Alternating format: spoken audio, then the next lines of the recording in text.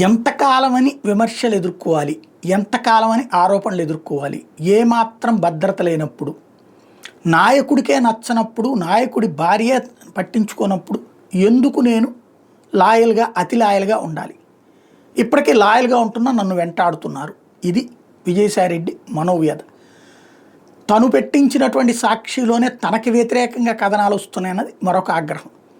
ఏదైతే విజయసాయిరెడ్డి నిన్న సెటైర్లు వేసినా మరొకటి వేసిన, పార్టీ కోసం ఫ్రమ్ ద బిగినింగ్ కార్యకర్తగా పనిచేశాను, జైల్లో ఉన్నప్పటి నుండి జగన్మోహన్ రెడ్డితో కలిసి సాగాను, ఇంత చేస్తే నాకు సరైన పదవి ఇవ్వకపోగా ఇచ్చిన రాజ్యసభ సభ్యత్వంతో సరిపుచ్చుకోమని అప్పటికీ నన్ను అవమానిస్తూనే ఉన్నారు.